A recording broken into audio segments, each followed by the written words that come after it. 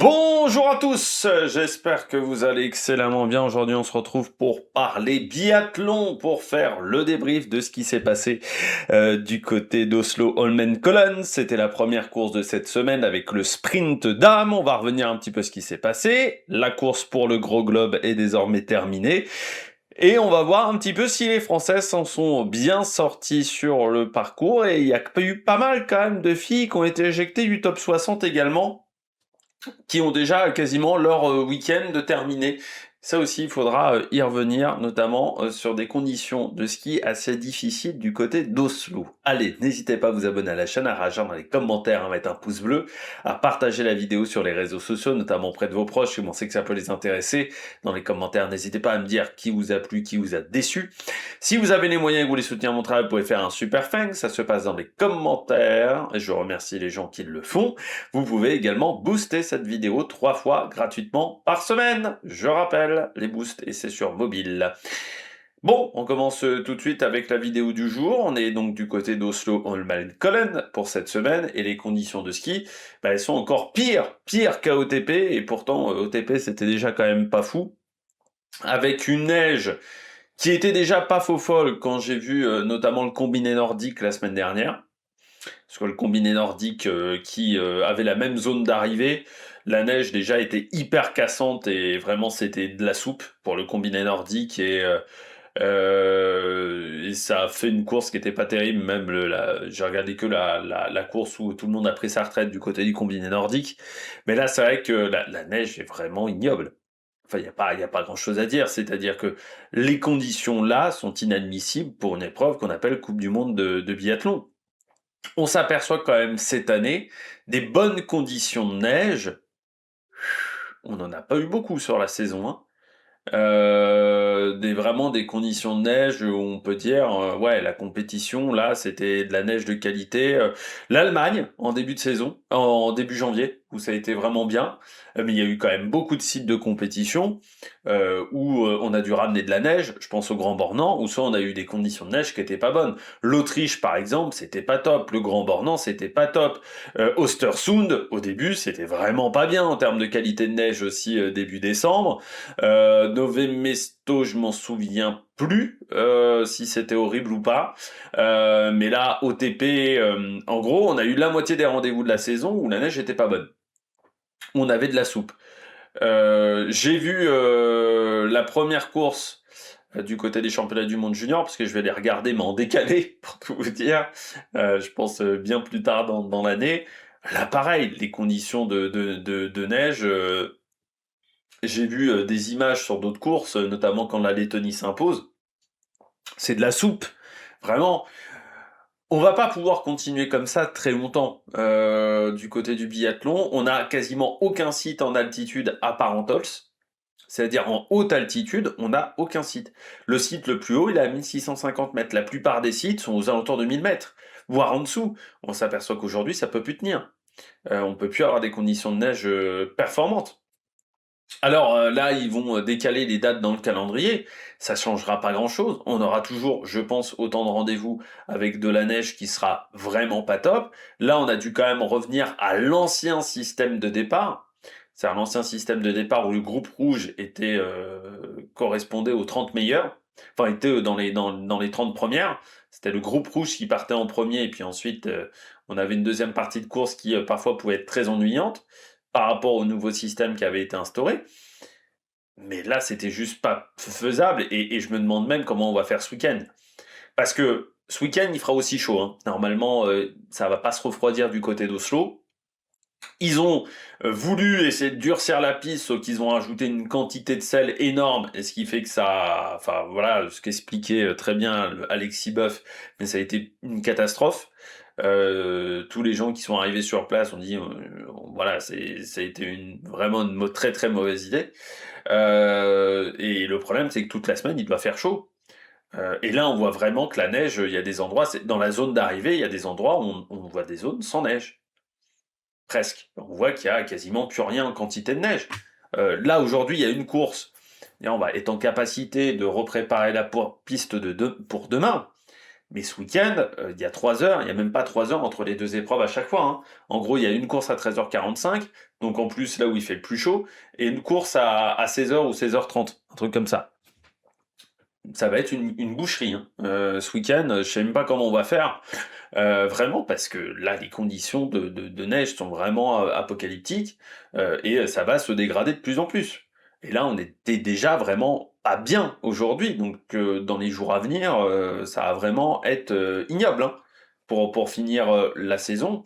J'espère qu'il y aura pas de blessures même, parce que ou de grosses chutes, parce que là, on voit qu'il y a des fausses traces de partout, mais là, la neige est vraiment mauvaise. Et comme je le disais pour OTP, bah, je vais redire un petit peu ma même phrase, mais il va falloir quand même vraiment que l'IBU, il y a un moment, comprenne qu'il y a un truc qui s'appelle le réchauffement climatique, qu'on ne pourra pas faire autrement. Donc il va falloir que le sport évolue. Et que le sport évolue, est-ce que ça va être à faire dans la saison de Coupe du Monde du ski roue, c'est-à-dire avoir des rendez-vous de ski roue, ou essayer de remonter les sites de compétition. Mais qui dit remonter les sites de compétition, dit également des sites qui seront moins accessibles au public, donc avec potentiellement moins de rentrée d'argent. Parce que on peut pas, enfin pour monter dans la montagne, vous pouvez pas avoir des autoroutes, hein. C'est juste pas possible. Donc forcément, ça fait des sites de compétition où l'accès est difficile. L'accès à Antols, il semblerait là aux Jeux Olympiques, était pas évident, par exemple. Mais le problème, c'est que si on reste en basse altitude, il y a des moments, il faudra faire avec du ski roue, hein. On pourra pas tenir. On a vu là, janvier, on a eu de la neige, notamment au Oberhof, on a eu quasiment des conditions parfaites. Mais les conditions parfaites sur l'année, il y a eu plus de compétitions où on a eu de la neige de mauvaise qualité, malgré le fait que les organisateurs essayaient de faire le maximum, hein. Il y a un moment, on peut pas trouver de solution au réchauffement climatique, hein. Pour le moment, on sait que ça va progresser et des hivers qui vont être doux, on va en avoir. En fait, c'est la norme maintenant, ces hivers-là. C'est plus une exception. Donc ces conditions-là, on va les retrouver. C'est pas en essayant de décaler les dates de compétition qu'on va s'en sortir. Parce qu'il y aura toujours des compétitions en décembre avec des conditions de neige qui seront très aléatoires. Il y aura toujours des compétitions en mars où, bah, en basse altitude, ça passe plus en mars. Et même bah, en Finlande et enfin dans les pays scandinaves, ça passe plus non plus. Et on a vu, on pensait qu'en décembre ça passait, bah à Ostersund en décembre, la neige était vraiment pas incroyable. Donc oui, il va falloir quand même trouver des grandes solutions, parce que sinon, on va droit dans le mur du côté du biathlon. Donc vous avez compris, des conditions de ski qui étaient vraiment pas bonnes. C'est-à-dire que dès les premières concurrentes, ça cassait. C'était de la soupe et c'était de pire en pire, parce que dès le départ, c'était de la soupe. Donc à la fin, c'était vraiment un chantier pour les dernières concurrentes. Avec, par contre, au niveau du tir, quasiment pas de vent. Donc aujourd'hui, il fallait faire en gros 10 sur 10 ou 9 sur 10. Sinon, vous étiez hors jeu quasiment pour un bon résultat pour la poursuite du lendemain. À part Océane Michelon qui peut encore sauver la mise avec Justine Brezaz, et encore, elles sont loin en temps. L'écart avec les premières est quand même loin. Toutes les autres qui ont fait des scores à 8 ou au-delà, ça a été compliqué, voire c'était éliminatoire pour la poursuite de samedi. Et puis on a appris également des retraites. Et du côté de l'Autriche, j'ai envie de dire, un monde s'écroule, avec à la fois la retraite de Lisa Teresa Hauser et à la fois la retraite de Simon Eder, qui étaient quand même les deux chefs de file. Alors Simon Eder, on va pas se mentir que ça fait quand même depuis 2-3 saisons que c'était un peu compliqué sur les skis, et cette année, il avait quand même du mal à rentrer dans le top 40 des meilleurs temps de ski sur les différentes épreuves. Lisa Teresa Hauser, la saison a été vraiment bizarre. Elle remporte la poursuite d'Ostersund. Derrière, c'est compliqué en Autriche. Elle arrive à retrouver un petit peu du rythme en France. Et puis après, elle a complètement disparu sur la deuxième partie de saison. Par contre, pour l'Autriche, ça va être très compliqué parce que on va avoir un vrai trou, quoi. C'était des vrais leaders depuis des années. Simon Eder, il y en a des qui ont regardé sa première course en Coupe du Monde. C'était gagné, je crois, par Raphaël Poiré. C'est dire quand même la longévité de Simon Eder. C'est-à-dire que Simon Eder était là, Martin Fourcade n'était même pas en Coupe du Monde. Voilà. il y avait encore des mecs genre Vincent Defrane en Coupe du Monde. Donc c'est assez, c'est quand même un monde vraiment qui s'arrête quoi avec Simon Eder. C'est une légende du biathlon par le nombre de départs, par la longévité.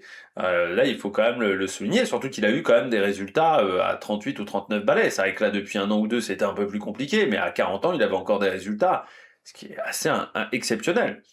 Mais là, c'est vrai que cette année, entre Hauser, là, il y en a d'autres qui vont certainement arrêter. On va peut-être avoir des annonces dans les prochaines heures, dans les prochains jours. Je pense que le nombre de retraités va peut-être encore augmenter du côté du biathlon. Bon, on regarde les résultats sur cette épreuve. Sprint où les Français les Françaises ont fait des erreurs, mais pas d'autres nations, et notamment la Suède. Ah, la Suède, on avait démarré fort du côté d'Anna Heuberg. C'est vrai qu'on a démarré très fort, notamment lors de la pré-saison en Suède, où elle avait vraiment dominé les courses, mais avec enfin vraiment, c'était une démonstration à chaque fois ce que faisait Anna Heuberg. Mois de décembre, où elle a eu beaucoup de mal à concrétiser ses bons temps de ski, parce que pas mal d'erreurs au tir. Heureusement, il y a eu le Grand Bornand, mais c'est vrai qu'en dehors du Grand Bornand, elle n'avait pas réussi à concrétiser. Et puis, ça s'est pas écroulé en janvier, et il y a eu les Jeux. Le raté de la Suède, ça a été les Jeux. On s'est foiré au niveau de la condition physique. Pas au niveau du tir, même plus que ça, hein. C'est au niveau de la condition physique où on est passé complètement à côté, hein. De la préparation terminale pour les Jeux. On n'a pas du tout su gérer l'altitude. Chez les filles, ça a été un calvaire, parce qu'encore chez les garçons, il y a eu Pontsilioma. Mais chez les filles, ça a été un calvaire de bout en bout. Vraiment, ça a été très, très, très, très, très compliqué. Et on a senti dès Ciolati, comme c'était reparti vraiment avec l'envie de très, très bien finir. Là, aujourd'hui, Anna Heuberg, elle fait la course parfaite, hein. Meilleur runch time, meilleur temps de ski également. Et pourtant, Vitozzi était forte. Mais Vitozzi a peut-être perdu un peu de temps dans le dernier tour, à un endroit où elle a été un peu gênée par le trafic. Mais ça fait partie du jeu également, du fait de faire partir ses concurrentes là tôt. Vitozzi, par exemple, quand elle est arrivée dans son dernier tour, il y avait encore beaucoup de filles qui n'avaient pas fini. Il y avait que 3-4 filles qui avaient fini à ce moment-là. Donc ça faisait beaucoup de monde sur le parcours. Et avec des niveaux de ski très différents, vu que toutes les meilleures étaient parties devant. Mais Anna Heuberg, en plus, elle a été solide parce qu'elle part quand même d'Ossard 23. Donc elle part pas comme Camille Benet ou Julia Simon qui partaient dans les 5 premières. C'est-à-dire que elle, la piste, elle avait déjà été un peu fracassée, quoi. Et réussir à faire le meilleur temps de ski dans ces conditions-là, chapeau Madame Heuberg. Là vraiment, elle m'a impressionné aujourd'hui, hein. Anna Heuberg, sur ce sprint, je l'ai trouvée très très forte, très très rapide, très très performante. Et surtout, elle finit fort quoi dans le dernier tour. Elle arrive à en remettre pourtant face à Vitozzi. Alors c'est vrai qu'elle avait les temps de Lisa Vitozzi, mais il y a un moment, elle se retrouve, enfin Vitozzi revient fort sur elle et elle arrive à en remettre sur la toute fin. Vraiment, elle a très très bien géré son effort à Neuberg. Et puis le tir était là. Avec un tir engagé, parce qu'elle fait quand même un debout en 18 secondes 7, qui est très rapide. Et tout était parfait du côté d'Anna Heuberg. Donc non, il faut saluer ce podium de la Suédoise. De toute manière, on voit quand même sur le podium les filles en forme de cette fin de saison, à part Julia Simon, qui n'est pas sur le podium, mais en gros, Anna Heuberg, Vitozzi, ça fait quand même des filles qui sont très en forme, avec Elvira aussi, des filles qui finissent bien. Vitozzi, chapeau madame, vraiment parce que euh, la saison n'a pas été si facile que ça, et les 2 dernières années. C'est-à-dire que quand on dit qu'elle a pris une année sabbatique, c'était pas une année sabbatique de je fais rien dans mon canapé et je regarde et je passe du bon temps avec mes copains. Non, elle a eu des petits soucis physiques quand même, qui ont eu du mal à s'en remettre du côté de Vitozzi. Euh, donc quand elle revient en début de saison, on sait pas où elle en est. Et elle est montée en puissance. Ostersund, c'était difficile, mais c'était une remise en route. Mais elle est vraiment revenue en puissance. Et là, depuis janvier, c'est très bien. Et tout n'a pas été non plus exceptionnel. En janvier, elle a eu quand même des soucis au tir. C'est-à-dire avec parfois des courses où ça envoyait un peu dans tous les sens, mais ça envoyait pas dans les cibles. Et puis derrière, depuis la fin de ces jeux, là aussi, on est reparti aux avant-postes, on est reparti à l'attaque et a fini super fort l'année vraiment sur les chapeaux de roue. Enfin, c'est vraiment très très fort ce qu'elle arrive à faire, Lisa Vitozzi. Mais on l'avait vu déjà à OTP où elle avait été très performante. Elle a raté très peu de courses hein, sur ce troisième bloc jusqu'à maintenant. Euh, c'est peut-être même la fille qui a été la plus régulière sur le troisième bloc. Donc non, très très solide Vitozzi. J'aurais bien voulu voir le duel avec Julia Simon parce que Julia skie est bien. Mais j'aurais bien aimé voir si Julia avait fait 10 sur 10, ce que ça aurait donné entre les deux. Mais non, ça a été très solide. Voilà, Vitozzi, très très solide aujourd'hui. Et elle est tombée vraiment sur un os. Anna Heuberg qui a fait la course parfaite et peut-être l'une de ses plus belles courses en Coupe du Monde du côté d'Anna Heuberg. Mais Vitozzi, bon, elle a rien à regretter ce soir. Elle a tout donné. Et peut-être que si elle était partie derrière Anna Heuberg, mais si elle était partie derrière Anna Heuberg, elle aurait des conditions de neige au tout début beaucoup plus difficiles. Donc peut-être qu'elle aurait encore plus géré son premier tour et que l'écart sur les skis aurait été plus important. Donc je pense qu'il n'y a pas de regret à avoir du côté de Vitozzi. Elle a tenté le maximum. Bon, ça n'a pas fonctionné. Dommage pour elle. Elvira, toujours le temps de ski, hein. Oui, parce que Elvira, c'était quand même l'une des meilleures skieuses et cette année, ça a été un vrai déficit de performance dans ce domaine-là par rapport à ce qu'elle était capable de faire dans les années précédentes. En gros, elle était capable de tenir la cadence d'une Justine Brezaz. Et on l'a vu sur la saison, l'écart avec Justine, il était énorme, alors que normalement, c'était deux filles qui étaient très proches. Et même sur les pistes un peu plus plates, ça a été un domaine où elle a souvent été devancée. Elle a pas fini, je crois, même une seule course avec le meilleur temps de ski, hein, Elvira, je crois, de la saison, ce qui est surprenant. Surtout que Lampitch a pas toujours été meilleur temps. Ouais, il y a des fois où c'est vraiment ce temps de ski où il va falloir retravailler ça peut-être pendant l'intersaison. Avec du côté de la Suède où il va y avoir, je pense, un gros changement de staff, pas qu'au niveau du tir. Je pense qu'il y a deux, trois personnes qui vont dégager du côté de la Suède, puisque les Jeux Olympiques, moi, je pense, ont peut-être fait mal, surtout du côté des filles. Après, le tir, il est bien. En plus, elle se bagarre bien derrière la carabine quand même sur le debout, parce que je me dis à un moment où il y a des balles qui vont pas rentrer, et tu sens que c'est pas un tir facile, mais elle essaye de faire tous les trucs appliqués.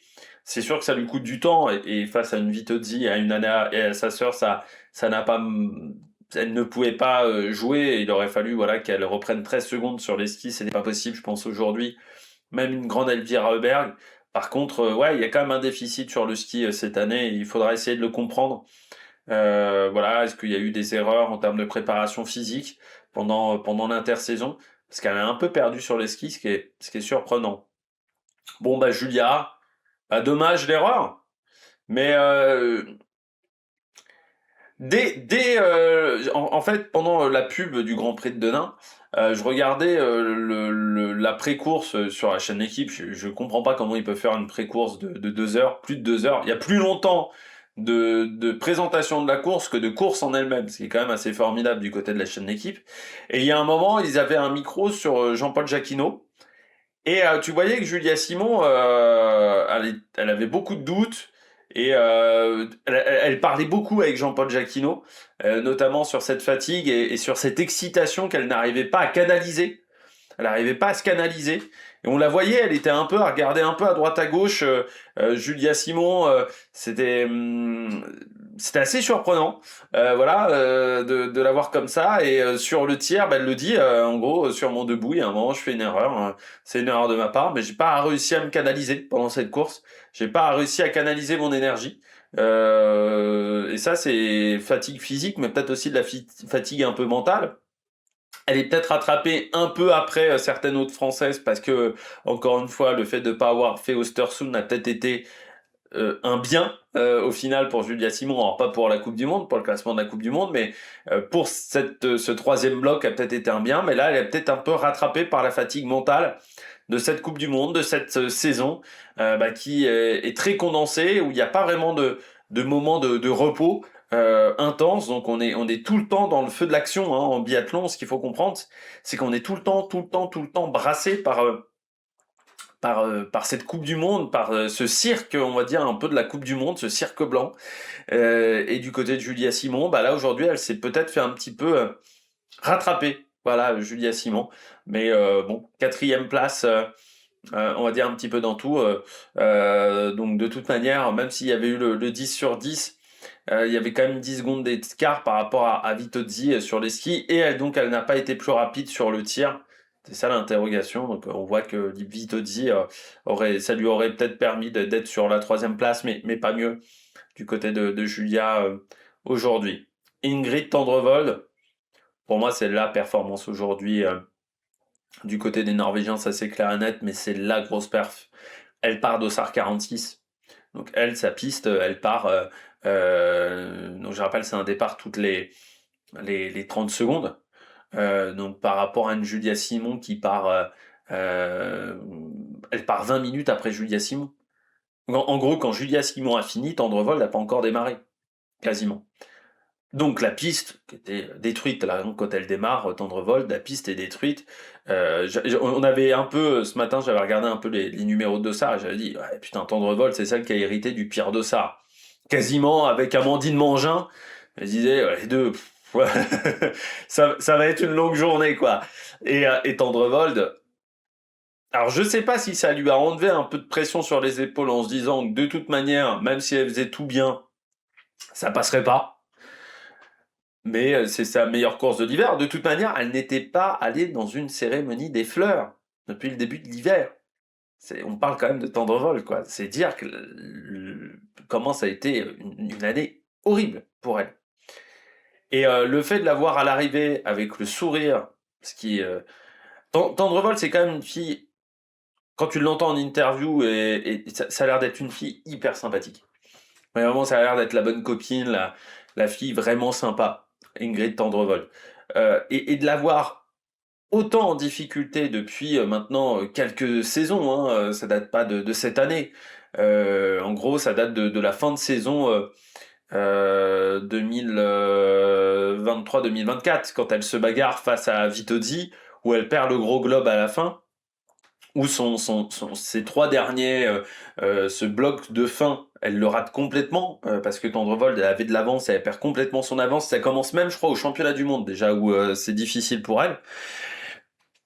Et de l'avoir depuis quasiment 2 ans, de ne pas réussir à mettre un pied devant l'autre, d'être complètement en difficulté, de ne pas réussir à produire du beau biathlon, ce qu'elle a envie de faire quasiment tout le temps, de l'avoir en plein doute, là aujourd'hui, ça faisait plaisir quoi de l'avoir avoir le sourire en interview, réussir à faire sa course. En plus, elle le fait à Oslo.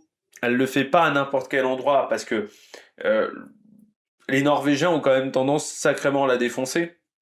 La presse norvégienne, alors après c'est vrai que les résultats sont pas là, hein, il faut le dire aussi, mais on n'est pas tendre du côté de la presse en Norvège. Et si elle s'était plantée, à Oslo, ça aurait été dur quand même, sur toutes les courses. Là, au moins, elle a réussi une course à Oslo. Après, maintenant, peut-être que sur la poursuite, ça sera une catastrophe, mais au moins, elle aura réussi une course à Oslo. Mais ça faisait plaisir. À l'arrivée de la course, ça faisait vraiment plaisir de la voir avec le sourire, de l'avoir détendue, avec beaucoup moins de pression. Ouais, j'étais content pour elle. Vraiment, il y a des sportifs comme ça où quand ils traversent autant de difficultés, et elle en traverse depuis quelque temps quand même, de la voir enfin avoir un sourire, enfin réussir ce qu'elle cherche, une quête quand même qu'elle a depuis quasiment une saison et demie, ça fait du bien quoi. Ça fait du bien et bravo à Ingrid Tendrevol. En plus, sur les skis, ça marchait depuis le début de saison, enfin depuis pas le début de saison, mais depuis janvier ça marchait quand même sur les skis, mais c'était le tir quoi qui enquillait pas. Et là c'est le debout. J'ai bien aimé son debout parce que par rapport à ce qu'elle faisait d'habitude, c'est un tir debout beaucoup plus en attaque. Et on sait qu'en plus, le debout, c'est vraiment un calvaire hein, pour elle depuis quelques temps. Mais j'ai vraiment bien aimé son debout. Et puis, ouais, après l'interview d'après-course, où on sent qu'il y a un vrai soulagement quand même pour elle par rapport à ce qu'elle fait depuis quelques temps. Donc non, c'était une vraie satisfaction. On passe à Lou Jean Monod. Le gros globe, c'est bon, c'est acté, voilà, c'est une pression en moins, je pense, pour Lou Jean Monod, parce qu'on sentait que ça lui pesait sur les épaules là depuis Conciolati, ce globe, et elle avait hâte en fait que la décision se fasse. Bon, elle avait bien réagi à OTP à OTP pardon après un week-end compliqué à Conciolati où c'est vrai qu'elle avait eu des courses difficiles, un tir qui était pas bien. Là, on sentait il y avait un peu de pression quoi quand même. Elle arrive tôt, il y avait personne même quand elle arrive sur le pas de tir. C'était assez exceptionnel quand elle s'est installée. Et puis bon, il y avait que la caméra de l'équipe qui la suivait. Alors bon, je me suis dit, ils vont la suivre aux chiottes aussi pendant qu'ils y sont parce que c'était assez exceptionnel. Mais ouais, on sentait que il y avait un peu de pression. En fait, ça commençait à lui peser, je pense, depuis très longtemps parce que ça fait 3 années d'affilée, en gros, qu'elle est dans cette situation-là où elle a quelque chose à jouer en fin de saison. Et c'est vrai qu'au bout d'un moment, le cerveau a besoin de se détendre.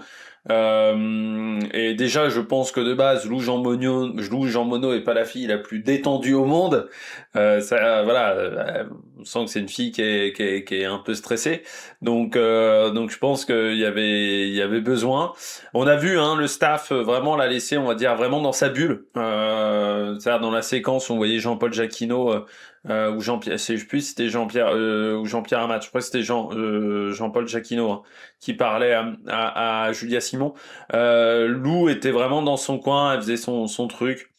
On lui parlait pas énormément. L'avantage, c'est qu'elle a pas eu à attendre longtemps dans la zone de départ par rapport à une course habituelle. Elle part de Sar 3. Donc c'est vrai qu'elle a vu Camille Benet, en gros Johansson, et elle partait juste derrière. Je pense que ça a énormément aidé. Et puis elle savait que, en gros, c'était quasiment fait. C'était plus Minkinen qui devait prendre tous les risques aujourd'hui pour aller chercher, pour aller devancer Lou que Lou qui devait garder cette avance de 20 points. Non, elle avait une avance de 200 points. Donc elle savait qu'en gros, si elle faisait le travail aujourd'hui, c'était bon. Mais il fallait pas se mettre hors jeu pour demain. Et je pense que ça, c'était aussi l'envie de Lou Jean Monod de pas se mettre hors jeu pour la poursuite. Où là, je pense qu'elle sera beaucoup plus dans l'idée de profiter voilà parce que la fin de saison a pas été facile. On voit que le dernier tour il en manque un peu dans les jambes, mais je pense qu'il y a surtout une fatigue mentale en fait pour Lou Jean Monod de jouer toutes les courses à 100%. En plus elle ne s'est pas reposée cette année, c'est-à-dire que contrairement à ses adversaires qui ont parfois fait des impasses, qui parfois n'ont pas fait des relais aussi, elle a fait des relais. C'est-à-dire que on en avait même parlé en janvier où j'avais dit, c'est surprenant qu'elle fasse tous les relais, mais c'était une volonté de sa part. Et le contre-coup, ça a été Conciolati et où la remise en route, bah, elle a pas réussi à redémarrer tout de suite. Et là, tu sens que, ouais, je pense que ça va lui faire beaucoup de bien et ça va l'apaiser. Et il y a un poids quand même énorme qui s'en va de ses épaules. C'est clair et net que, comme quand elle a été au Grand Bornand, où le fait de réussir en France à domicile, ça a été quand même un poids qui s'était retiré. Le gros globe, cette quête du gros globe, c'est réussi maintenant. C'est voilà, elle va pouvoir respirer et je pense que ça va lui faire énormément de bien à Lou Jean Monod. Et puis en plus, elle le fait tôt parce que imaginons qu'elle serait retrouvée dans la même situation à devoir tout jouer sur la dernière course. Sur la Mastart, ça aurait été horrible. Là, voilà, dès le sprint, c'est bon, c'est terminé. On n'en parle plus, on va dire. Maintenant, elle va pouvoir se concentrer sur le reste. Ça va lui faire beaucoup de bien. Alors la poursuite, ça va pas être facile parce que vous voyez qu'il y a déjà des écarts. On est déjà à 50 secondes en fait avec Lou Jean Monod parce que c'est vrai que Elvira est déjà à 20 secondes. Hein, donc pour faire une remontée, ça va pas être facile. Mais avec ces conditions-là de neige, les courses plus longues vont être difficiles, en sachant que la situation ne va pas s'arranger à Oslo. C'est-à-dire que la situation est déjà terrible. Demain, ça va encore se dégrader pour les garçons, ça va encore se dégrader pour les poursuites, hein. Ça va pas s'améliorer au fur et à mesure de la semaine. Ils vont pas pouvoir rattraper la piste, hein. Les conditions sont trop chaudes. Ils ont merdé avec le sel. Donc la situation est presque catastrophique, hein, ici à Oslo. Donc ouais, du côté de Lou, bah les prochaines courses vont être dures et des écarts vont se refaire assez facilement, je pense, du côté de cette course. Mais c'est marrant parce qu'on voit vraiment les trois premières qui ont mis vraiment beaucoup d'écart à tout le monde. Et en gros, une Louge en mono, entre Louge en mono et une Sophie Chauveau, il doit y avoir une 30, alors que Sophie Chauveau est 55.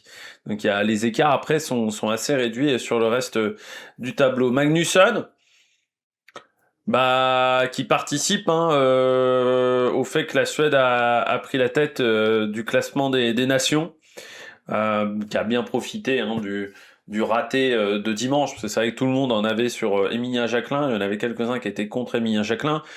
C'est vrai que le relais mixte a été parfait, hein. Le relais mixte classique a marqué énormément de points également. Donc ça a été une journée de dimanche qui collectivement a été un échec, parce que on avait aussi le Nougeant Menot qui avait besoin de repos, de se reposer, hein. Donc ça s'est pas joué seulement sur le single mixte, hein. Mais du côté d'Anna Magnusson, elle fait sa course. On sent quand même qu'il y en a moins qu'en début de saison. C'est vrai qu'elle avait fait un très très beau début de saison, Anna Magnusson, hein, Östersund. Elle avait même un peu sauvé la patrie suédoise. Là, tu sens que sur les skis, elle finit avec le 21e temps de ski. Alors c'est vrai que là, il faut un peu de puissance et c'est peut-être pas un type de neige qui marchait super pour elle, mais tu sens que là, c'est compliqué. Et où on s'aperçoit Heidenberg derrière Gesblom. La patrouille suédoise, on a quand même 5 filles dans le top 10. 5 filles dans les 9 premières sont suédoises. Donc c'est-à-dire qu'à la fois les sœurs Robert ont été performantes, mais le collectif suédois a vraiment marché et le collectif suédois a très bien marché sur ce dernier bloc de la saison. Il y a vraiment eu un raté du côté de la Suède aux Jeux Olympiques. Il y a eu un raté aussi sur Heidenberg, non, sur Alvarsson qui n'avait pas couru en Italie. Il y avait vraiment eu des choix particuliers. Mais là, ça fait du bien de revoir du monde. Et puis Heidenberg, hein, qui est nouvelle arrivante, on va dire, en Coupe du Monde. Je rappelle qu'il vient d'IBU Cup, qui avait fait un gros début de saison en IBU Cup, qui est arrivé un petit peu plus tard en Coupe du Monde. Bah, ça fait du bien de la voir aussi avec le meilleur temps du deuxième tour, Heidenberg, hein.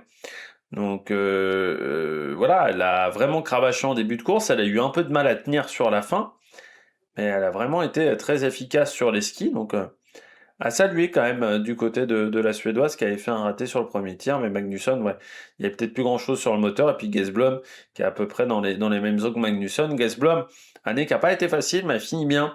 C'est vrai qu'en début de saison, elle avait eu... Ça avait bien démarré au Östersund, je crois, sur les 2-3 premières courses. Après, derrière, écroulade totale.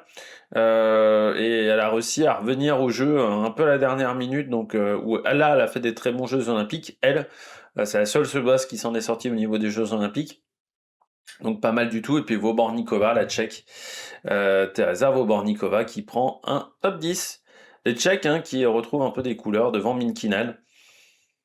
Pas de regret pour Minkinen. Elle a fait un sans faute. Après, elle a fait le travail sur le pas de tir. Après, le Minkinen est un peu en difficulté quand même sur les skis, hein, depuis sur ce dernier bloc de la saison. Il y a plus grand chose en énergie, parce que malgré les erreurs de Lou, notamment à Consolati, elle n'a pas réussi à en profiter, elle n'a pas réussi vraiment à revenir dans le match, hein. Donc il y avait beaucoup de fatigue, je pense. Des Nove Mesto. Et bon, les jeux, elle a réussi à en remettre un peu. Bah, après les jeux, je pense qu'il y a eu une décompression. Et puis l'écart en plus avec Louge en mono faisait aussi que Suvi Menkinen se disait, bon, la première place, ça va quand même être très très dur à aller chercher. Mais bon, elle a essayé de se battre. Mais sur les skis, là, il y a plus grand chose du tout du côté de la finlandaise. Camille Lazouk, 12e avec un 9 sur 10, sans faute pour Maggie Fried. Les Américains qui finissent fort l'année quand même, hein.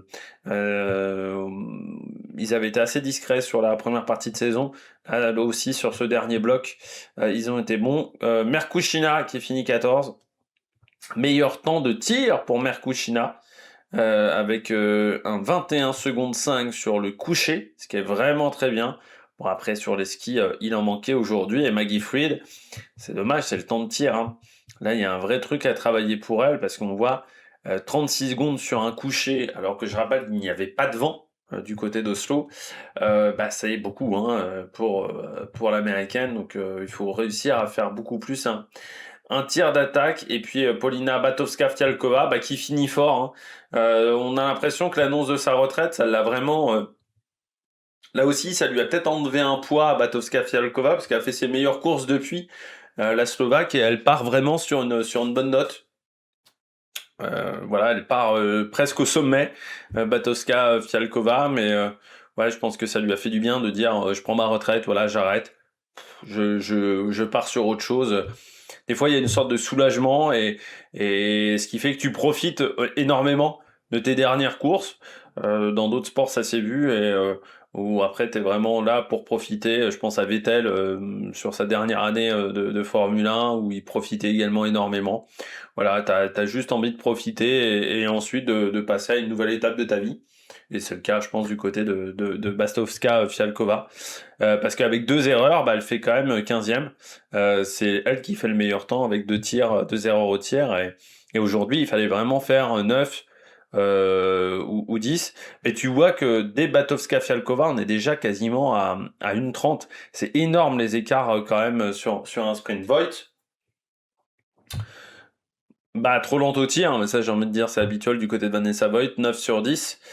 Du côté de l'Allemande, même avec un 10 sur 10, ça aurait fini à peine dans le top 10. Du côté de Vanessa Voigt, ça aurait fini avec les Suédoises, en gros. Et ce temps de tir, bah, voilà, qui a toujours été le problème de Vanessa Voigt. C'est pas une fille faite pour le sprint, c'est une fille qui est faite pour l'individuel, notamment. Pour les courses à 4 tirs, les courses à 2 tirs, un peu trop dur pour elle. C'est voilà, ça va trop vite. Voilà, c'est trop court pour elle, hein, ce type d'épreuve. Repic, fort parce que c'est la seule du top 20 à être partie avec un dossard au-delà du 50. Alors, on parlait déjà de Tendrevol, vous voyez qu'il y a eu très peu de dossards en dehors du 40 ou du 30 même qui arrivent à rentrer dans ce top 20. Mais Repic, elle était avec le 67. J'étais même surpris qu'elle soit avec un dossard aussi haut, Repic. Mais peut-être qu'elle a pas eu de chance au tirage au sort, parce que normalement c'est une fille de deuxième groupe. Mais elle a dû se retrouver dans les derniers dossards du deuxième groupe. Donc voilà, pas de chance pour elle, parce qu'elle s'est retrouvée vraiment avec un très très gros dossard, et je me disais, elle serait un peu plus devant, je pensais. Sans faute au niveau du tir, mais là, il y a une 0-2, non, c'est une 0-2, non, je pense qu'elle est au niveau des temps de Voigt et de Batoska. De Voigt, elle est aux alentours de. Il y a au moins 40, il y a au moins 20 secondes de perdu, c'est les conditions de neige. Au moins. Il y a au moins 20 secondes de perdu là-dessus, donc c'était vraiment de pire en pire au fur et à mesure de la course. Et puis la dernière suédoise, enfin je sais pas s'il y en avait 8, mais la 6e suédoise, c'est Alvarsson qui finit quand même dans le top 20 avec un sans faute. Alors par contre Alvarsson, sur cette deuxième partie de saison, le temps de ski s'est vraiment dégradé. Là il faudra essayer de comprendre pourquoi, parce qu'on a vraiment l'impression quand même d'une méforme du côté d'Ella Alvarsson. Hein, parce qu'elle est capable de faire beaucoup mieux que ça en temps de ski, la suédoise. Faut qu'elle commence à faire attention, parce qu'avec Heidenberg qui s'installe quand même énormément, je sais pas s'il y a des petites pousses chez les Suédoises qui arrivent derrière. J'ai pas trop regardé, mais ouais, faudrait retrouver un petit peu de l'allant, notamment sur les temps de ski, parce que là, un sans faute et se prendre une 25, ça fait quand même un peu mal à la tête. Camille Bénet, alors je suis assez surpris quand même, chez certains quand même, de la réaction sur Camille Bénet. J'ai l'impression que Camille Bénet est une peintre, chez certains dans les commentaires, que c'est une nulos complète. Euh, Je pense que beaucoup d'équipes aimeraient avoir une Camille Bene, hein. Rien que la Norvège aimerait avoir une Camille Bene aujourd'hui. Moi, je trouve ça formidable la saison qu'elle a effectuée parce que, encore une fois, en tout début de saison, elle devait pas faire la Coupe du Monde, Camille Bene. D'autres filles étaient plus susceptibles de démarrer en Coupe du Monde que Camille Bene. C'était un peu quand même la surprise, Camille Bene. Quand elle arrive à Östersund, on se dit tous, normalement, c'était soit Sophie Chauveau, soit Voldia, mais qui s'était raté sur les courses de sélection, soit voilà. Mais on pensait pas à Camille Bene. On avait entendu parler de Voldia, on avait beaucoup entendu parler d'Amandine Mangin, de Paula Beauté, de d'autres, mais bon, on s'attendait pas à ce que ça soit Camille Bene. Donc moi, quand je la vois arriver à Östersund, je me dis, elle va faire Östersund, et puis bah, elle va retourner très vite en IBU Cup, quoi. C'est vraiment quand je la vois arriver, je me dis, elle va retourner très vite en IBU Cup. C'est-à-dire ça, elle a gagné sa sélection, ok, mais en gros, le pic de sa saison, ça sera baissant. Ça sera le sommet de sa saison. Ça sera baissant, c'est là où... Bon, voilà. Sauf que derrière, à Östersund, elle marque des gros points. Et puis en Autriche, elle continue de marquer des gros points. Et puis en France, elle continue de marquer des gros points.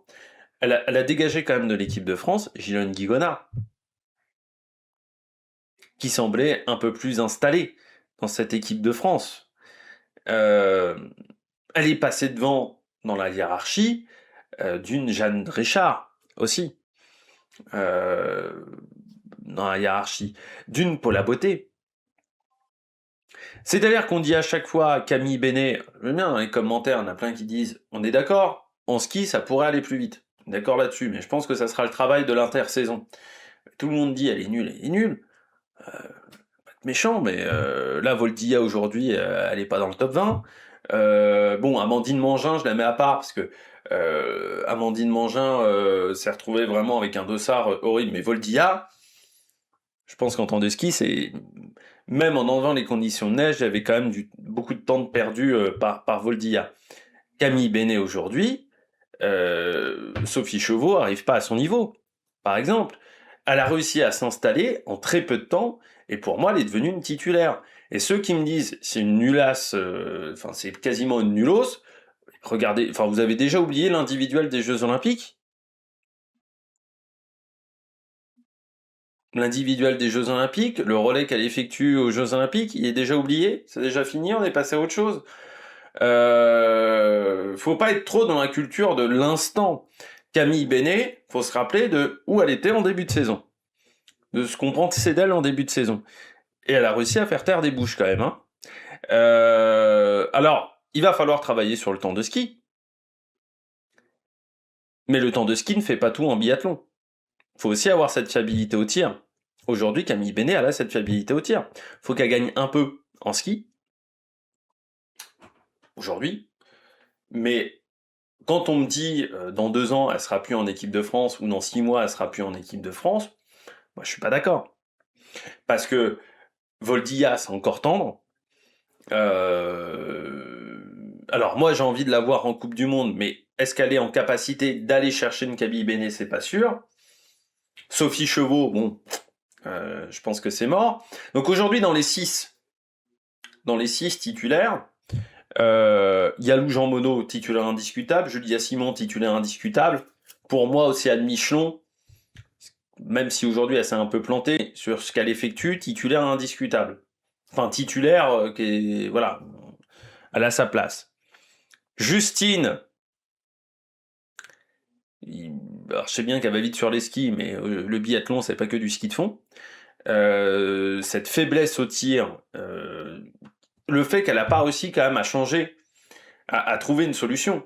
Depuis le début de saison, on dit il y a un problème de respiration au niveau du tir. Je me souviens, le mec d'Eurosport, Théo Laégouffard, l'avait dit déjà sur les premières courses de la saison. Ce problème de tir, il a pas changé son tir depuis le début de saison. Elle n'a pas trouvé de solution. Elle n'a pas trouvé la solution. On parle quand même d'une fille, Camille Bene, à 25 ans, peu de départ en Coupe du Monde. Justine Brezaz en a 29. et c'est la fille aujourd'hui en équipe de France qui a le plus de départs. Donc qui normalement doit trouver ses solutions là au tir, au bout d'un moment. Donc Justine, pour moi pas titulaire indiscutable. Enfin, pas forcément, tu vois. Pour moi, Camille est 4 aujourd'hui dans cette équipe de France. Pour moi, Justine est 5. La 6e, Boldia, je pense, plus qu'Amandine Mangin. Ou Paula Beauté, mais tout dépendra en fait de ce que ferait Voldia sur tout le week-end à Oslo et sur l'intersaison. Mais je pense que Voldia est en capacité de progresser. Elle est jeune, hein, Voldia, donc elle va encore progresser. Paula Beauté, elle a 26. Elle a qu'un an de moins que Sophie Chauveau, je crois. Hein. La progression de Paula Beauté, au niveau physique, moi j'y crois pas des masses. Je pense pas qu'elle va passer un énorme cap. Si elle n'arrive pas à trouver cette fiabilité au tir un peu plus importante, ça va peut-être être compliqué. La question aussi, c'est Jeanne Richard. Jeanne Richard, c'est une pépite quand elle arrive d'IBU Cup. Elle gagne sa première course d'IBU Cup. C'est du jamais vu à l'époque. L'individuel, je sais plus, on est à Kontiolahti, je crois, je sais plus, on est en Finlande. Elle gagne sa première course. Depuis qu'elle est en Coupe du Monde, elle est arrivée fort en Coupe du Monde, et puis ça s'est un peu délité au fur et à mesure. Là, elle n'a pas réussi à retrouver de la confiance en IBU Cup, hein. Il faut le dire, ça n'a pas été dingue à l'Explécide. Donc comment ça va se passer à Bessan ou lors des sélections l'an prochain ça va être compliqué pour Jeanne Richard. Il faut qu'elle retrouve vraiment des idées claires dans sa tête. Je pense qu'il faut qu'elle arrive à tout remettre dans sa tête. Voilà, je pense qu'il y a un vrai travail. Mais aujourd'hui, quand on me dit Camille Bénet, en gros, dans 6 mois, elle est plus titulaire en équipe de France, non, parce que aujourd'hui, Camille Bénet, encore une fois, quand tu regardes, on a beau avoir une équipe extrêmement dense, hein, c'est clair et net. Mais quand tu regardes en réalité, allez, il y en a 3 devant. Allez, pour moi, Justine Breza, si elle corrige pas le tir, elle restera derrière aujourd'hui. Donc, faut qu'elle travaille sur le ski, on est d'accord, on en a déjà parlé, mais aujourd'hui, dire qu'elle sera pas titulaire, non. Voilà. Et aujourd'hui, quand je dis qu'elle a fait une belle saison, c'est qu'il faut repartir du début. Et de là où elle est arrivée. En début de saison, on s'attendait pas à ce qu'elle soit au jeu. Pas du tout. Et on s'attendait absolument pas à ce qu'elle soit titulaire sur une course aux Jeux Olympiques. Encore moins. Donc, faut l'avoir en tête quand même. Là aujourd'hui, du côté de Camille Bénet, je pensais qu'elle était plus loin que ça sur les skis. C'est le tir qui n'a pas été très rapide. Le debout, c'est vrai, oui. Je me rappelle de son debout. Je me suis dit, dis donc, les balles ne vont jamais être lâchées. Elle a mis beaucoup de temps entre certaines balles sur le debout. Alors le problème, c'est qu'on n'avait pas. Elle était positionnée à un endroit sur le pas de tir où la caméra était positionnée. J'avais l'impression que le canon bougeait, mais on ne voyait pas le bout du canon. Le plan était trop resserré sur Camille Bénet. C'est un peu dommageable. Voilà, là-dessus. On poursuit avec Charvatova. Bah, de faute. Pas grand-chose à dire sur Charvatova. C'est rare qu'elle fasse du sans faute. Hein, donc le temps de ski, par contre, pas mal. Charvatova est fini en plus fort. Elle a réussi à faire un bon temps de ski. Maya Clotet, sans faute. Après, j'ai envie de dire, comme depuis le début de saison en Belgique, hein, le temps de ski, alors qui est mieux que d'habitude, mais qui est pas suffisant. Après, ça aura été la Belge chez les filles qui aura fait la meilleure saison parce que l'Otelli, ça a été une année compliquée, comme Thierry Langer également chez les garçons, les 2 têtes d'affiche, on va dire, de l'équipe de Belgique, les 2 patrons, les 2 capitaines de route, n'ont pas forcément réussi à emmener cette équipe. Et je dirais que du côté de la Belgique, heureusement qu'il y a eu Maya Clotens quand même, hein, en individuel. Que ça soit chez les filles ou chez les garçons, parce que pour le reste, ça a été un petit peu compliqué. Puis Tannheimer, ça va vite sur les skis, Tannheimer. On en parlait même dans les commentaires aussi, parce que j'avais dit l'équipe d'Allemagne, le staff, ils ont raté des trucs. Je parlais notamment de Fischner. On peut parler également de Tannheimer, hein, Parce que pendant très longtemps, on nous a dit la pépite allemande, c'est Grossian. Grossian, Grossian, Grossian, pépite allemande. Donc Tannheimer, elle est restée en IBU Cup pendant extrêmement longtemps. Elle a fait notamment les championnats d'Europe l'an dernier. On la faisait pas monter en Coupe du Monde. Tannheimer cette année, c'est mieux que Grossian. C'est pas mal. Ça reste une jeune athlète, hein, là, 22, je crois, Tannheimer, un truc comme ça. Mais ça reste une très bonne athlète en devenir. Forcément, elle fait des erreurs, elle est encore jeune, elle manque d'expérience, mais c'est une bonne athlète en devenir, Tannheimer. Donc, faut l'avoir en tête. Et là, aujourd'hui, oui, dommage de tir, mais elle a fait un bon ski. En plus, c'est bizarre son tir parce qu'elle les rate quasiment deux d'affilée. C'est-à-dire qu'elle s'est quasiment pas reprise entre les deux tirs. Elle a vraiment enchaîné. Donc, c'était assez bizarre. Devant Etic, là également deux fautes, mais sur le debout. Du côté de Janina Etic, elle a un debout compliqué. Hein. Depuis quelques semaines, Etic, ça a du mal à passer. Sidorovic, 24, Mangin, très belle course, Amandine Mangin. Très belle course, c'est vrai que tout le monde parlait de Voldia. Et moi, quand j'ai vu son dossard ce matin, je me suis dit 88. Je me suis dit, ça sent la course calvaire. Ça sent vraiment le faux cadeau, quoi. De l'envoyer comme ça en Coupe du Monde. À Oslo, avec ce dossard-là, je me suis dit, c'est pas un cadeau du tout, du côté d'Amandine Mangin. C'est quand même une fille qui a déjà la solidité au tir. C'est ça qui m'impressionne avec Amandine Mangin. C'est un peu comme Camille Bénet. C'est des filles qui ont déjà des bases en tir qui sont énormes. Donc ça, c'est vraiment formidable. 46e, mais là encore, il y a 20-30 secondes facile sur les conditions de neige. C'est-à-dire Camille Bénet a fait 20e temps, je crois, de tête. 20e temps, bah ouais, allez dans les temps de Camille Bénet, je pense aujourd'hui, Amandine Mangin. Donc je trouve qu'elle a fait une course très solide. Très, très, très, très solide. On parle beaucoup de Voldia, mais je trouve que la course qu'a fait Amandine Mangin, c'est vraiment très bien. En sachant que l'année, comme elle a fait Ostersund en tout début de saison, c'était pas prévu non plus. Et je pense que ça lui a coûté énormément fin décembre, début janvier. Elle a eu beaucoup de mal à redémarrer, à remettre la machine en route en IBU Cup. Ça a pris un temps fou pour Amandine Mangin. Elle a eu du mal à se relancer, vraiment. Mais ouais, elle finit bien, donc parce qu'elle était déjà bien à Lake Placid, c'était peut-être la meilleure française à Lake Placid des quelques résultats que j'avais vus, donc pas mal du tout. Devant Grossian, bah c'est un peu décevant Grossian aujourd'hui. C'est-à-dire que, alors oui, elle a été malade cette saison, elle a eu des pépins de santé, mais c'est décevant quoi, parce que on attendait à ce que ça soit elle, la leader de l'équipe d'Allemagne pour 2030.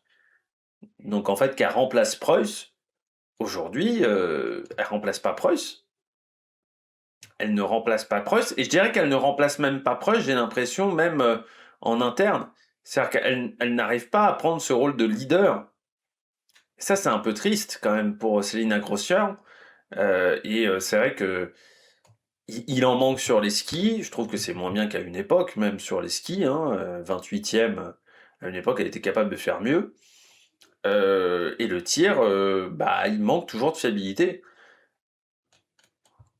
Donc c'est un peu problématique. Devant Dedra Erwin, Océane Michelon, très bizarre son debout. Parce que au départ, je me suis même dit, tiens, il y a une erreur de simulation. À la deuxième balle ratée, je me suis dit, tiens, il y a une erreur de simulation. Puis à la troisième, non, je l'ai entendu au bruit, elle avait touché à côté. Les deux premières, je n'avais pas écouté foncièrement, mais la troisième, non, je l'ai entendu, elle avait tapé à côté. Mais ouais, son tir debout, on a l'impression qu'elle est pas dedans, quoi. Elle est pas concentrée. Elle était très sympa son interview, par contre, sur Lou Jean Monod. On sent que les deux sont très proches. Elles ont une histoire en commun qui est assez forte. Parce qu'elle a dit c'est la première fille qui m'a accueilli en IBU Cup, Lou Jean Monod. Donc elle était très contente pour Lou Jean Monod. C'était très sympa à voir en interview. Puis bon, tu t'aperçois quand même que depuis les Jeux, je dirais même depuis Novo Mesto, il y a beaucoup plus de sourires chez Océane Michelon par rapport à la première partie de saison. Elle était très fermée. Ça fait aussi un peu plaisir quand même du côté d'Océane Michelon. Oui, le temps de ski était très bon. En plus, elle part avec les Anna Heuberg et tout ça, donc elle est dans le coup. Sauf que le tir, je sais pas ce qui s'est passé du tout sur ce tir debout. Voilà. Comme Sophie Chauveau sur le tir couché, ou on sait pas trop ce qui s'est passé. Là, c'est un peu pareil pour Océane Michon. Devant les Nike grosses, Rebecca Wassler. Et ça fait du bien aussi les Nike grosses, hein, parce que 25e en temps de ski, ça lui est pas arrivé beaucoup en début de saison. Je pense que OTP lui a fait beaucoup de bien, et puis Pasteur 30e. On descend un petit peu le classement. Justine, 35.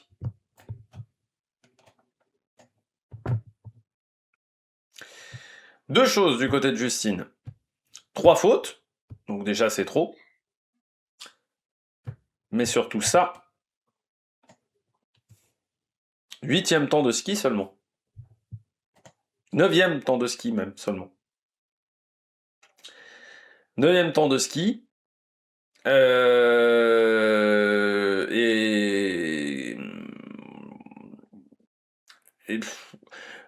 Alors, j'ai pas vu une interview d'elle, mais le tir, les deux tirs sont pas beaux. C'est-à-dire que le tir couché, elle rate la 3e balle, si je ne me trompe pas. Mais elle met 5 secondes entre la première et la 2e balle en apnée. Enfin, entre les deux balles, il y a quasiment 5 secondes d'apnée. L'apnée est hyper longue. Je me dis même, la 2e, elle va la mettre à côté. C'est pas la 2e qu'elle a mise à côté, c'est la 3e. Et de toute manière, il y a 3 secondes 8 entre la 2 et la 3. C'est déjà très long, 3 secondes 8. Enfin, c'est déjà long. C'est pas un temps hyper rapide. Mais 5 secondes, c'est beaucoup trop long. Et puis sur le debout, on a l'impression qu'elle elle est pas dedans, quoi, plus que ça. Parce que cette année, pour moi, le problème de je trouve, elle était très mauvaise chez Justine Breza cette année, ça a été le debout. C'est-à-dire que le coucher, elle a toujours fait des erreurs. Mais normalement, sur le tir debout, le tir passait quand même tout le temps correctement sur le debout. Et là, il y a quand même eu des debout parfois cataclysmiques, hein, chez Justine Brezaz. Et puis ouais, c'est temps d'apnée où elle passe un temps fou entre deux balles, où le rythme est pas fluide du tout. Là, il y a aucun des deux tirs qui est beau à voir, hein. C'est vraiment haché, quoi. À chaque fois, c'est très haché. Et puis, je trouve, moi, sur ce dernier bloc de la saison, les temps de ski sont pas bons.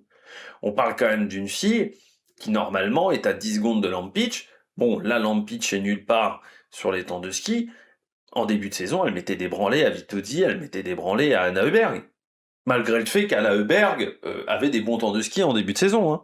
Mais il y avait un écart. Là, c'est ces filles-là qui lui mettent une tôle. Et Justine Brezage, seulement 9e temps de ski, il y a quand même un problème. Donc je pense que moi, elle a un peu lâché l'affaire, là, quand même, sur cette dernière partie de saison. Elle est un peu en mode pilote automatique, les jeux ont fait mal dans la tête. Ça, c'est clair et net. Alors, des fois, ça passe, ok, mais je crois qu'elle arrive plus à se bagarrer mentalement, là. Et elle a hâte, je pense, que la saison s'arrête. Justine Brezas-Boucher, mais ouais, l'année est dure. Devant Hauser, qui, elle, arrête. Kuzmina derrière. On va revenir... Kink, tiens, faisait son grand retour, 9 sur 10. Kierkegaard, là aussi, le coucher, il est même pas rapide non plus, son coucher. Donc elle est passée à côté. Là aussi, Kierkegaard, la saison est longue et il n'y a plus grand-chose dans le moteur, parce que 14e temps de ski, elle a fait beaucoup mieux en début de saison, et je crois qu'il n'y a plus beaucoup d'énergie derrière la carabine également. Surprise, Fischner qui nous avait fait des belles courses jusqu'à maintenant. 57e temps de ski seulement aujourd'hui. Pourtant elle partait d'Ossard 8, donc est-ce qu'elle n'a pas trouvé la solution sur cette piste, dans cette neige-là, Fischner, mais elle est passée à côté de sa course avec un 9 sur 10, donc le tir est pas catastrophique, mais seulement 41e aujourd'hui. On redescend pour avoir nos... Alors, Johansson qui partait de Sar 2, elle finit 47. 39e temps de ski. Voldilla, partant de Sar 56. Je m'attendais à un peu mieux en temps de ski. Pour tout vous dire, je m'attendais à un peu mieux. Elle a eu du mal à finir sur le dernier tour. On voit qu'il est un peu moins bon en classement que les tours d'avant. Mais je m'attendais un peu mieux en ski. Alors, encore une fois, il faut aussi relativiser. Voldilla, première course en Coupe du Monde. Donc forcément, elle a peut-être pas passé des très bonnes nuits. Voilà, elle était peut-être excitée par l'événement. Contrairement à une Sophie Chevaux, à une Camille Bénet, elle n'a pas couru. Il y a eu un petit trou entre la dernière manche d'IBU Cup et là, ce rendez-vous à, en Norvège, pardon, à Oslo. Il y a eu un petit week-end sans compétition. Donc ça a peut-être joué. Mais ouais, surpris, le temps de ski, j'en attendais un peu mieux. Voilà, du côté du temps de ski. Après, sur le tir, pour moi, le tir est bon, il est lent, mais c'est pas une tireuse, Voldilla. Voldilla, c'est une très bonne skieuse, c'est pas une tireuse. Donc, on n'attend pas d'elle qu'elle fasse des tirs à la manière d'une Julia Simon ou à la manière d'une Lisa Vitozzi. Moi, ce que j'aime, c'est qu'elle a fait quelque chose de propre. Voilà. Elle a rendu une copie propre au niveau du tir. Bon, pour la poursuite, il y aura des choses à aller chercher devant. Faudra voir si le temps de ski arrive à accélérer un petit peu. Alors oui, le temps de tir, bon voilà, on a deux tirs en 35. Il faudrait que ça passe sous les 30, hein. Ça c'est clair et net, il y a 10 secondes à aller chercher. Je pense qu'il faut aller chercher assez vite du côté de Voldilla. Mais encore une fois, première course en Coupe du Monde, t'as un peu de pression sur les épaules, tu veux peut-être un peu trop bien faire. Et puis non, je suis un peu plus surpris, c'est le temps de ski. Voilà, alors elle est partie d'Ossard 56, mais je m'attendais à ce qu'elle perde un peu de temps sur la piste, mais ouais, il y a 15, je dirais 15 secondes quand même un peu en trop pour moi. Ah, si elle finit à une minute, je me dis ok, ouais, les conditions de piste sont quand même pas bonnes. En réalité, bon, t'enlèves 20 secondes, ça fait 40, 30, 35, 40 secondes de perdu. Là, je dirais qu'il y a 15-20 secondes qui me semblent un peu en trop sur le temps de ski de Voldilla. Mais encore une fois, il faut relativiser. Première course en Coupe du Monde, c'est pas simple. Voilà. Même si elle a pas mal de départs en IBU Cup, c'est pas facile à faire. Ristrova loin, mais elle n'était pas dedans au niveau des skis, devant Nadia Moser et Sophie Chauveau. Bah, je crois que ça va retourner en IBU Cup et ça, en fait, ce que je disais après OTP, c'est que aujourd'hui, elle nous a pas montré qu'elle pouvait être titulaire. Voilà, ça a été la 6e fille sur toutes les courses jusqu'à maintenant. Ça a été la 6e ou la 5e, mais juste devant la 6e fille sur les différents classements. Je crois que son meilleur résultat, c'est une 31e ou 32e place. Donc c'est pas suffisant sur les différentes courses. Il aurait fallu qu'il y ait un top 15 quoi pour Sophie. Ça l'aurait aidé. Là il en manque. Il y a trop d'erreurs au tir là. Alors c'est dommage, c'est qu'elle démarre très fort. Sauf qu'on voit c'est qu'elle s'écroule physiquement. Le premier tour est bon, mais ensuite derrière elle arrive pas. Elle finit mal sa course. 36e du dernier tour. Donc elle a explosé en plein vol, ce qui fait que son tir s'en ressent. Sur le coucher, elle a mis déjà beaucoup de temps, je trouve, à s'installer. Et le tir couché est très lent. Le debout, bah, c'est encore plus lent, je dirais. Et en plus, il y a deux erreurs. C'est pas suffisant. Voilà, tout simplement, c'est pas suffisant pour Sophie Chauveau pour rester en Coupe du Monde aujourd'hui. Voilà. Donc, pour moi, elle nous a pas montré qu'elle avait le niveau Coupe du Monde. Et je suis attristé parce que c'est une fille qui a fait des super championnats d'Europe, enfin qui a fait des très bons championnats d'Europe, et c'est une fille qu'on a vu grandir quand même, ou que moi j'ai vu grandir en Coupe du Monde, qui je trouve avait été dégagée assez vite en Coupe du Monde On s'était pas trop souvenu qu'elle avait fait un podium quand même. Mais je pense qu'elle s'est jamais vraiment remise au niveau du tir. Enfin, au niveau mental, je pense qu'elle s'est jamais vraiment remise un peu de cette éviction. Et après, au niveau du tir, bah, il y a toujours eu un déficit sur le debout. Ça a toujours été un défaut. Et un peu comme Justine, elle a du mal à corriger ce défaut, quoi, du côté de Sophie. Et puis là, maintenant, oui, elle a 26, je crois, un truc comme ça. Réussir à se réinstaller en Coupe du Monde, vu la densité aujourd'hui en France, c'est pas simple, hein. Mais pour moi, là, elle n'a pas démontré qu'elle était soit une biathlète de grand talent en devenir, soit une fille qui pouvait être une titulaire en équipe de France. Bah, elle finit devant un déclive qui est un peu dans la même situation, je dirais, pour la Norvège. Pareil, qui a jamais vraiment réussi à s'installer en équipe de Norvège. 56, et puis maintenant on va aller aux filles qui ne seront pas, qui ont leur week-end qui est déjà fini, pour beaucoup. Bah, Lotelli et Lampic.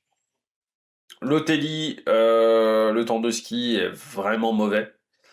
Et en plus, tu as une erreur au tir. Lampic, bah, le temps de ski est mauvais hein, pour du Lampic, mais pour moi, elle a lâché l'affaire. C'est-à-dire, l'attitude sur la piste, pour moi, elle a lâché l'affaire. Je la vois pas continuer, Lampic. Je la vois pas continuer en biathlon. Euh, elle a jamais réussi à corriger le tir. Le tir est toujours aussi aléatoire parce qu'elle est capable de temps en temps de faire des bons tirs, mais c'est très aléatoire. C'est jamais en plus. Des fois c'est le coucher, des fois c'est le debout. C'est assez aléatoire là-dessus. Et puis le temps, là, il n'y a même plus le temps de ski. Je crois qu'elle est complètement dégoûtée. Je serais pas surpris qu'elle arrête, qu'on ait la retraite de Lampic ou qu'elle revienne sur le ski de fond, mais ça me semble compliqué. Et puis en ce moment, en plus en ski de fond, on va pas se mentir que le ski de fond, c'est un peu la crise hein, aujourd'hui hein, au niveau du ski. Bon, Komola également. Ouais. Bah, elle aussi, une fille qui fait souvent la bascule IBU, Coupe du Monde, elle a souvent fait des allers-retours. Ça passe pas non plus. Coralie Langel, qui a fait un sans faute, mais le temps de ski n'était pas suffisant. Pour la Suissesse, on retrouve Gislova, Bazerga. Aussi loin, Bazerga, hein, 4 erreurs pour la Suissesse, parmi les mauvaises surprises. Bon, Tolmacheva, c'est un peu plus habituel parce que malgré son sans faute, c'est trop lent sur les skis. Knoten, depuis les Jeux Olympiques, Knoten, c'est quand même dur. Hein. Ouais, elle souffre vraiment. Les jeux ont pas été bons. Et derrière, ce troisième bloc, il est très compliqué aussi. Là, c'est vrai que ça fait mal aux fesses là, pour Knoten de ne pas être qualifié pour la poursuite. Ça fait très très mal, en plus à domicile, en sachant que en Norvège, elle n'est pas forcément en odeur de sainteté avec les gens du staff. Ça va pas l'aider. Siriska, également à 9 sur 10, mais éliminé 83e pour l'autre norvégienne. Et puis Carrara également qui n'est pas passé. Pas de progrès chez Carrara aussi. Hein. Puis pour les Estoniennes, les week-ends ne se ressemblent pas vraiment. Parce que là, ça a été beaucoup plus compliqué pour elles sur ces différentes compétitions. On notera quand même que pour l'équipe de France, on a emmené 8 filles. Eh bien, on a 8 de qualifiées. Et ça fait plaisir. Hein, d'avoir réussi à qualifier les 8 pour la poursuite. Eh bien voilà, j'espère que vous avez aimé cette vidéo qui était un petit peu plus longue parce qu'il y avait pas mal de filles sur lesquelles il fallait qu'on parle. N'hésitez pas à vous abonner à la chaîne, à réagir dans les commentaires, à mettre un pouce bleu et puis nous on se retrouve pour de nouvelles aventures sur la Mec Production. Ciao ciao.